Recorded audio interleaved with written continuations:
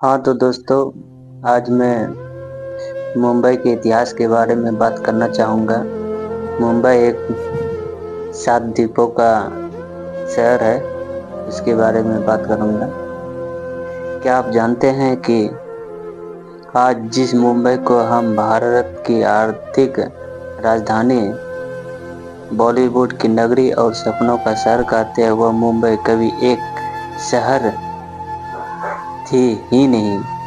जी हाँ, आज की विशाल मुंबई कभी समुंदर से घिरे 7 छोटे छोटे द्वीपों का समूह हुआ करती थी। लेकिन सवाल इस 7 द्वीपों ने आखिर कैसे एक ऐसे शहर का रूप लिया जहां हर दिन लाखों लोग अपने सपनों को पूरा करने आते हैं। आइए जानते हैं।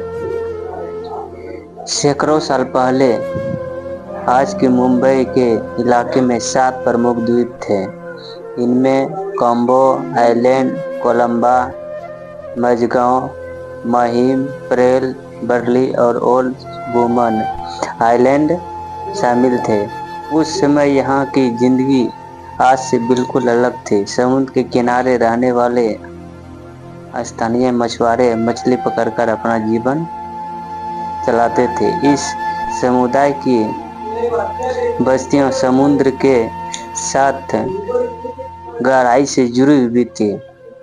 तब न ऊंची इमारतें थी, न लोकल ट्रेन, न ट्रैफिक और न ही मुंबई की वह भागती दौड़ती जिंदगी। लेकिन फिर यूरोपियों शक्तियों की नज़र इस समुद्री इलाके पर पड़ी।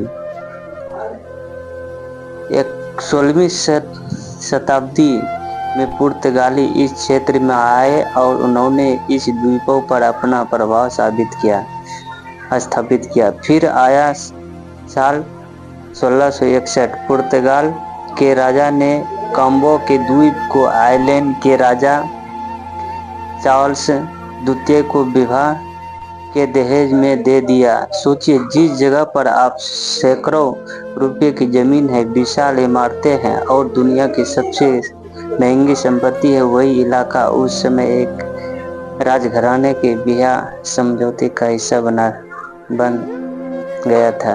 बाद में इस द्वीपों का नियंत्रण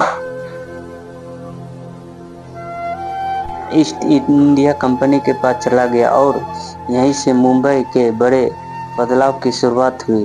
अंग्रेजों ने मुंबई को एक बड़े व्यापारिक केंद्र के रूप में विकसित करना शुरू किया।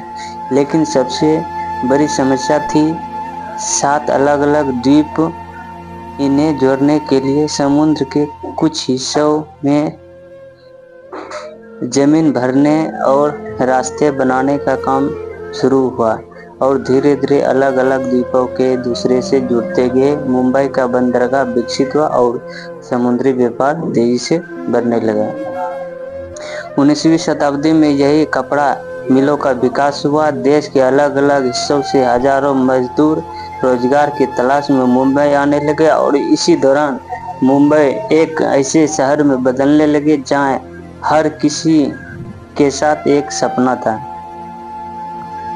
भारत की पहली यात्रा रेलगाड़ी मुंबई से ठाणे के बीच चली थी। यह सिर्फ एक रेल यात्रा नहीं थी, यह भारत की आधुनिक परिवहन इतिहास की शुरुआत थी। रेलवे के कारण लोगों और सामान का आगमन आसान हुआ, व्यापार बढ़ा, उद्योग बढ़े और मुंबई की आबादी भी तेजी से बढ़ने लगी। शहर के अलग अलग हिस्सों में नई इमारतें और बाजार बनने लगे। मुंबई अब भारत के सबसे महत्वपूर्ण व्यापारिक शहरों में शामिल हो चुकी थी।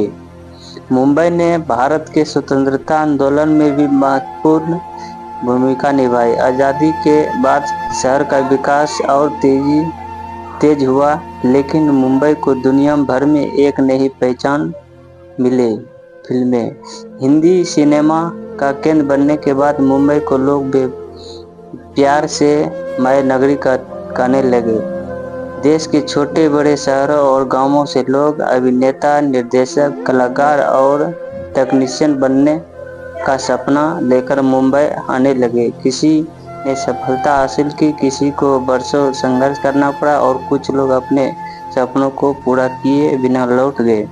लेकिन मुंबई ने अपने देखना कभी पसंद नहीं किया। मुंबई आज भारत की आर्थिक और वित्तीय गतिविधियों के सबसे बड़े केंद्र में एक है। यहाँ बड़े उद्योग हैं। आगे इस एपिसोड अगले वीडियो में दूंगा। धन्यवाद।